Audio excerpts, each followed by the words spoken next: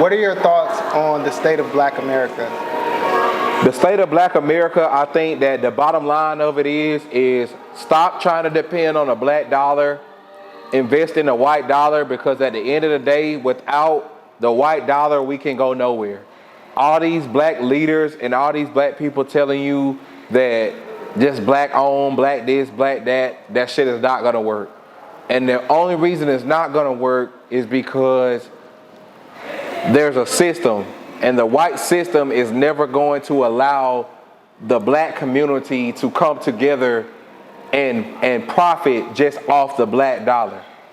And it's not, again, it's not because the black dollar is not capable of profiting, but it's because of the system that's put in place.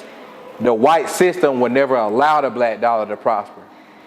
So because I know that, because we know that, we have to at some point tap into some type of white infrastructure to really use their system against them, so that we can get to where we want to get to as a community, using their infrastructure. Because without their infrastructure that they put in place, to just continuously think that our dollar is just going to be enough is an illusion. And what I want my people to do, people of color, I hate to use black, but just people of color, period, is to understand that stop buying into the illusion and really tap in with what's really going on in the reality, which is the white dollar. Get you some white dollars, tap into some white people, and really find where you really can go, instead of spending your whole life and energy trying to tap into the black dollar, and their system still keeps you out of the loop. Much gain, much gain. That's all I gotta say about it. And so you don't feel like there's a way that black people can start their own sustainable communities? I do believe that black people can start their own. Economically. I do believe that black people can start their own sustainable communities economically, but the issue is no matter how much work people of color, black people put into the system, no matter how much work they put in, at the end of the day, the system will still win. Always. That's why it's a system. So with that being said, to just think that only the black dollar will get you to supersede the white system, that's not being a reality. Because it's not, if the black dollar was powerful, well, if they allowed the black dollar to be powerful enough to supersede their system, then it wouldn't be a system in the first place. So with that being said, you have to understand their system and use their system against them to push the black agenda in order to really reach the heights of where you really want to go. What are your thoughts on the Black Lives Matter founders buying like $1 million mansions?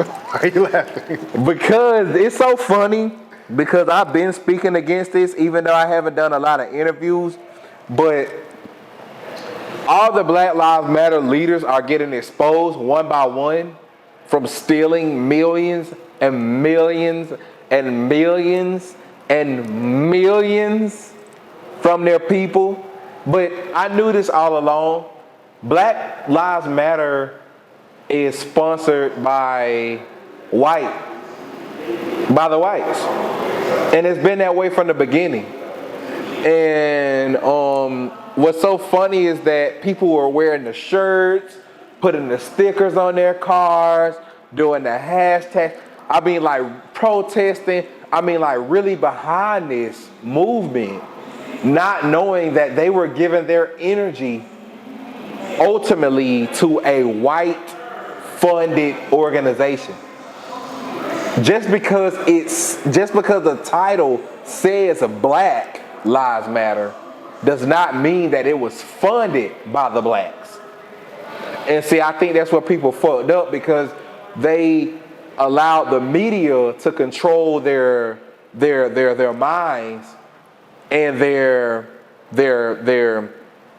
minds to think that it was a black sponsored, but it was really white sponsored. So my question to my culture and our culture is if